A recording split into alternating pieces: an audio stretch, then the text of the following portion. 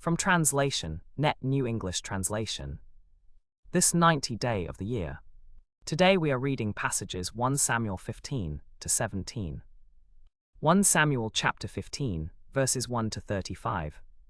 Samuel said to Saul, "The Lord sent me to anoint you as king over his people Israel. So now listen to the words of the Lord. The Lord of hosts says, I have observed what the Amalekites did to Israel. They opposed them on the way when they came up from Egypt. Now go and attack the Amalekites and completely destroy everything they have. Don't spare them, put to death men and women, children and infants, oxen and sheep, camels and donkeys." So Saul summoned the troops and mustered them at Telaim, 200,000 foot soldiers and 10,000 men from Judah. Saul went to the city of Amalek and set up an ambush in the valley. Saul said to the Kenites, "Go on, leave. Go down from among the Amalekites, or I will sweep you away with them." So the Kenites departed from among the Amalekites. Then Saul struck down the Amalekites from Havilah all the way to Shur, which is next to Egypt. He captured King Agag of Amalek alive, but all the rest he put to death with the sword. Saul and the army spared Agag and the best of the sheep, cattle and lambs, along with all that was fat, and they were unwilling to destroy them completely. However, everything that was despised and weak they destroyed completely. The Lord said to Samuel, "I regret that I made Saul king, for he has turned away from following me and has not carried out my instructions." Samuel was upset, and he cried out to the Lord all that night.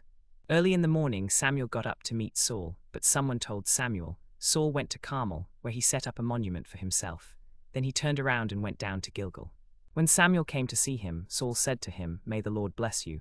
I have carried out the Lord's instructions." But Samuel asked, "What then is this bleating of sheep in my ears? What is this bleating of cattle that I hear?" Saul replied, "The troops brought them from the Amalekites. They spared the best of the sheep and cattle to sacrifice to the Lord your God, but we have completely destroyed the rest." Then Samuel said to Saul, "Stop. Let me tell you what the Lord said to me last night." Saul replied, "Tell me." "The Lord sent you on a mission and said, 'Go, annihilate the sinful Amalekites, fight against them until you have destroyed them.' Why then did you not obey the Lord? Why did you rush on the plunder and do evil in the sight of the Lord?" "But I have obeyed the Lord," Saul said. "I went on the mission the Lord gave me. I brought back Agag, the king of Amalek. I completely destroyed the Amalekites. But the troops took some of the plunder, sheep and cattle, the best of what was to be destroyed, to sacrifice to the Lord your God at Gilgal." But Samuel said, "Does the Lord take delight in burnt offerings and sacrifices as much as in obeying the Lord? To obey is better than sacrifice, to heed is better than the fat of rams. For rebellion is like the sin of divination, and arrogance is like the evil of idolatry. Because you have rejected the word of the Lord, he has rejected you as king." Then Saul said to Samuel, "I have sinned. I have disobeyed the Lord's command and your instructions. I was afraid of the troops, and so I obeyed them. Now please forgive my sin and return with me so that I may worship the Lord." As Samuel turned to leave, Saul grabbed the hem of his robe, and it tore. And the splendor of Israel will not lie or change his mind, for he is not a human being who changes his mind. So Samuel went back with Saul, and Saul worshipped the Lord. Samuel then went to Ramah, but Saul went up to his home in Gibea of Saul. Until the day Samuel died, he did not go to see Saul again, though Samuel mourned for him. But the Lord regretted that he had made Saul king over Israel. 1 Samuel chapter 16, verses 3 to 23. "Invite Jesse to the sacrifice, and when I show you what to do, you will select the one I designate." So Samuel took the horn of oil and anointed him right there in the presence of his brothers. The Spirit of the Lord rushed on David from that day forward. Then Samuel went to Ramah. Now the Spirit of the Lord had departed from Saul, and an evil spirit from the Lord tormented him. "Let our Lord command your servants here to seek out a man who can play the lyre well. When the evil spirit from God troubles you, he will play, and you will feel better." So Jesse took a donkey loaded with bread, a skin of wine, and a young goat, and sent them with his son David to Saul. David went to Saul and entered his service. Saul loved him very much, and he became his armor-bearer. Whenever the spirit from God troubled Saul, David would take the lyre and play. Then Saul would feel better and be well, for the evil spirit would depart from him. 1 Samuel chapter 17, verses 1 to 54. The Philistines gathered their armies for battle. They assembled at Soko in Judah, and encamped between Soko and Azekah at Ephs-Dammim. Saul and the Israelites assembled and encamped in the Elah valley, arranging the battle lines to face the Philistines. The Philistines stood on the hill on one side, and the Israelites stood on the hill on the other side, with a valley between them. A champion named Goliath, who was from Gath, came out from the Philistine camp. He was 9 feet tall. He had a bronze helmet on his head, and wore a bronze coat of armor weighing 125 pounds. He also had bronze leg armor on his legs, and a bronze javelin slung over his shoulder. The shaft of his spear was like a weaver's beam, and the iron point of his spear weighed 15 pounds. A shield-bearer walked in front of him. If he is able to fight and kill me, we will become your subjects. But if I overcome him and kill him, you will become our subjects and serve us. When Saul and all Israel heard these words of the Philistine, they were terrified and dismayed. Now David was the son of an Ephrathite named Jesse, who was from Bethlehem in Judah.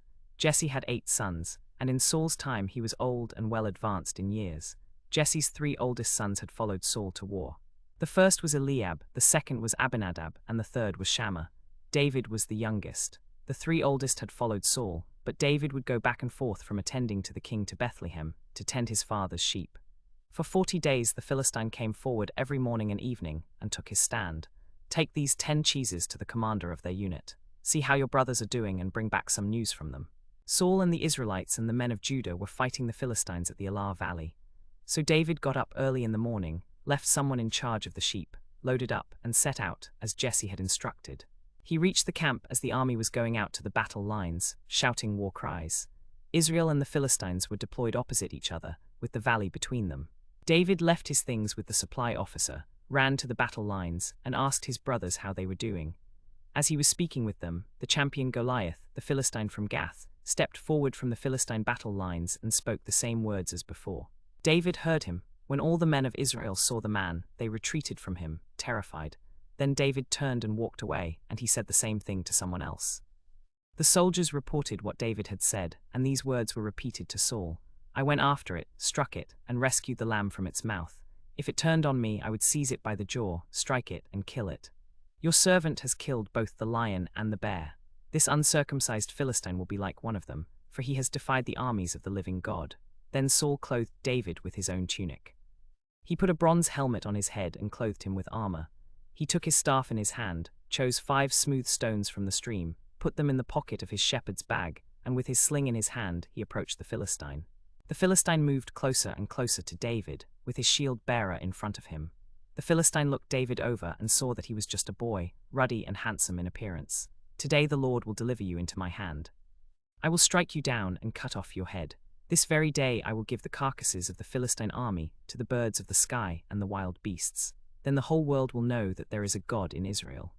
All those gathered here will know that the Lord does not save by sword and spear, for the battle belongs to the Lord. He will hand you over to us. When the Philistine stood up and moved closer to attack David, David quickly ran toward the battle line to meet him. David put his hand in his bag, took out a stone, slung it, and struck the Philistine on his forehead. The stone sank into his forehead, and he fell on his face to the ground. So David triumphed over the Philistine with a sling and a stone. He struck down the Philistine and killed him, but there was no sword in David's hand. David ran and stood over the Philistine. He took the Philistine's sword, drew it from the sheath, and killed him with it. Then he cut off his head with the sword. When the Philistines saw that their hero was dead, they fled. The men of Israel and Judah surged forward with a shout, and pursued the Philistines to the entrance of Gath and to the gates of Ekron. Their dead bodies were strewn along the Shaaraim road to Gath and Ekron.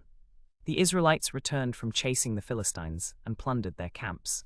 David took the Philistine's head and brought it to Jerusalem, but he kept the Philistine's armor in his own tent.